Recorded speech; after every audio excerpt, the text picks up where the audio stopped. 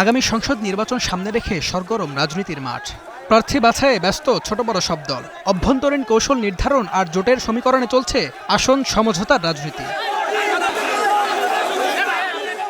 দীর্ঘদিন ধরে একসঙ্গে পথ চলা বিএনপি জামাত এবার আলাদা পথে। জোট নয়, আসন সমঝোতার ভিত্তিতে নির্বাচনী কৌশল সাজাচ্ছে দুই দলই। তবে কাদের সঙ্গে সমঝোতা হবে তা নিয়ে চলছে চুলচেরা বিশ্লেষণ। গণভোট ও জুলাই সনদ বাস্তবায়ন ইস্যুতে একজোট ৮টি রাজনৈতিক দল।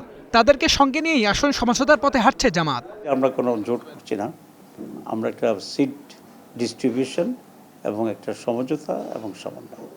এক একটা দলের একজন প্রার্থী থাকবে যাকে আমরা নমিনি করি, তার দুইটা ক্রাইটেরিয়া থাকবে। একটা হচ্ছে সবাই চেষ্টা করলে উনি জিতে আসতে পারবেন ইনশাআল্লাহ, আরেকটা হচ্ছে দলের সিনিয়র লিডার যাকে অ্যাভয়েড করা যায় না।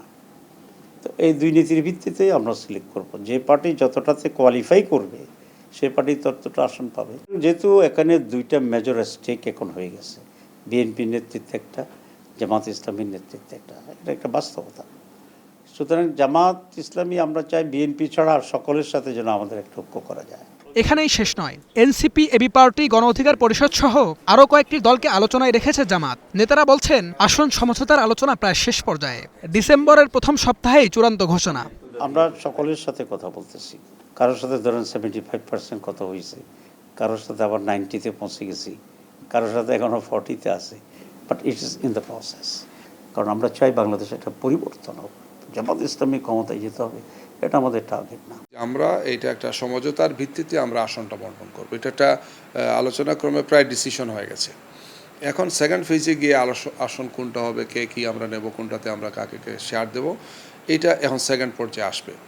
আমাদের যতটুকু হিসাব নিকাশ আমরা করছি সেটা ডিসেম্বরের মধ্যে একটা চূড়ান্ত শেপ পেয়ে যাবে। জামাতের সঙ্গে দীর্ঘদিন রাজপথে থাকা দল ইসলামী আন্দোলন বলছে আসন সমঝোতার ভিত্তিতেই নির্বাচনে যাবে তারা।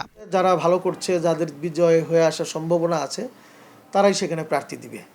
তো এই কথার ভিত্তিতেই কিন্তু আমাদের সমঝোতা হয়েছে এবং একত্রে আমরা আন্দোলন সংগ্রাম দীর্ঘদিন যাবত করে আসছি। যেটা আমরা অন্তত একমত হয়েছি যে আমরা সমঝোতার ভিত্তিতে নির্বাচন করব। এক্ষেত্রে আমাদের প্রার্থী চূড়ান্তকরণের ব্যাপারে এটা আমাদের দায়িত্ব আছে হলো আমাদের শীর্ষ নেতৃবৃন্দের উপরে। এদিকে জামাতের সঙ্গে আসন সমঝোতা হচ্ছে কিনা এমন প্রশ্নে এনসিপির এই নেতা বলেন, শুধু আসন কেন্দ্রিক নয়, বৃহত্তর লক্ষ্যে সমঝোতা হতে পারে, তবে তা এখনো চূড়ান্ত নয়। আলোচনার পাশাপাশি নতুন বলয় তৈরির চেষ্টা চলছে বলেও জানান তিনি। এই পুরো জিনিসটা আসলে বাংলাদেশের নির্বাচনী ইতিহাস থেকে আমাদের অভিজ্ঞতা হচ্ছে যে এটা একেবারে শেষ, যখন ডোর ক্লোজ হওয়ার আগ পর্যন্ত আলোচনাটা চলবে এবং সবাই সবার সর্বোচ্চ কোনটাতে রাজনৈতিক ফায়দা কোনটা বেশি হবে, কোনটাতে তার নিজস্ব রাজনৈতিক ইকুয়েশন অনুযায়ী কোনটা করলে সবচেয়ে ভালো হবে, এটা মাথায় রেখে সবাই করবে। ফলে জামায়াতে ইসলাম আমাদের ব্যাপারে আগ্রহী, আমরাও তাদের কথাবার্তা তাদের সাথে হচ্ছে, শুনছি। আমরা শুধু আসন কেন্দ্রিক, সিট কেন্দ্রিক, কোথায় সিট বেশি পাওয়া যাবে এটাকে বিবেচনা রেখে কিন্তু জোট করবো না, বা জোট বা সমঝোতা যেটাই বলি, জোট সমঝোতা হলে সেটা হবে একটা বৃহত্তর লক্ষ্যকে মাথায় রেখে। নির্বাচনী মাঠে আসন সমঝোতা ছাড়াও তরুণদের ভোটে নামিয়ে চমক দিতে চায় Jamaat. H M Imran, star news, Dhaka.